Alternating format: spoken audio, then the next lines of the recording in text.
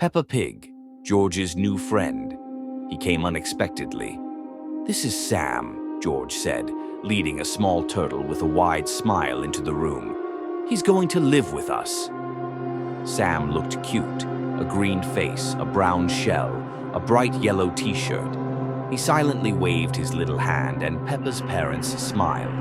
"Of course he can play," said Mummy Pig. For the first few days, Sam didn't say a word. He was always near George, never spoke, just stared, and always smiled, even when no one was joking.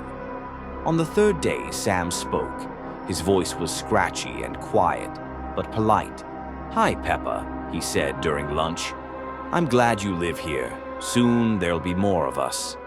"More of who?" Peppa asked. Sam didn't answer. He just chewed his potatoes without blinking. The next morning, Daddy Pig didn't come down for breakfast. "He went to work," Mummy said, not turning away from the stove. "But it's the weekend," Peppa noted.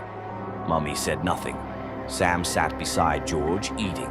His eyes were a little bigger now, and his shell looked darker. There were strange scratches on it, like something had tried to claw its way out from inside. "He said your daddy was in the way," George said suddenly. "Who said that?" "Sam." That evening, Peppa overheard George talking to Sam. "It'll be our turn soon, right?" "She still doesn't get it," George whispered. "Be patient," Sam hissed. "Mummy's next." The next day, Mummy was gone. She never came out of her room. Peppa went in. The bed was neatly made. The room was silent. On the floor, a dark, wet stain, and one of Mummy's slippers placed perfectly in the center. "Mummy went away," George explained.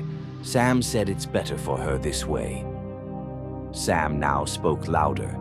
His eyes were completely black, like they had no pupils. His neck looked longer, his arms thinner, like a doll's. Sharp ridges had grown along his shell, as if he was changing by the hour. For lunch, he ate raw meat. Peppa stared silently as he gnawed on a raw chicken leg, staring right into her eyes. "You're next," he said calmly. "Or you can stay, if you behave." Peppa ran to her room and locked the door. Behind it, giggling. George no longer sounded like George, and Sam, it felt like he was moving in more than one place at once. His shell scraped across the floor. He whispered from under the floorboards, "Peppa, come out. My sister is coming." The next morning, another turtle appeared in the house. Same shape, but in a pink dress with a bow. She didn't speak, just smiled, and clapped her hands like she was waiting for applause. "That's his sister," George said. "She took your room."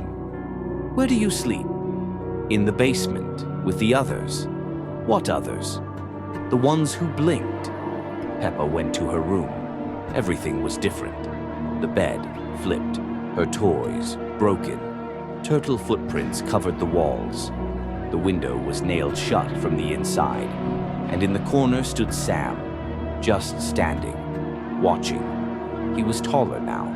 His mouth was far too wide. "We stayed, Peppa," he said. "The others left. Now you're with us." Peppa screamed. She ran downstairs, but George was gone. His room was empty, only a small turtle shell on the floor. She ran to the front door, but the lock was gone. The house wouldn't open anymore. Only Sam and his sister standing silently in opposite corners, watching. With one last scream, Peppa ran into the closet. She shut the door. It was dark and quiet until she heard a voice. "You'll stay. We'll draw you. We'll make you one of us." By morning, the house was still. Sam sat at the table. His eyes were huge. He smiled. To his left, his sister. To his right, a new little turtle in a red dress, with a round pink face and familiar eyelashes. "We're a family now," Sam said, "and everything's fine." He smiled wider, and no one blinked.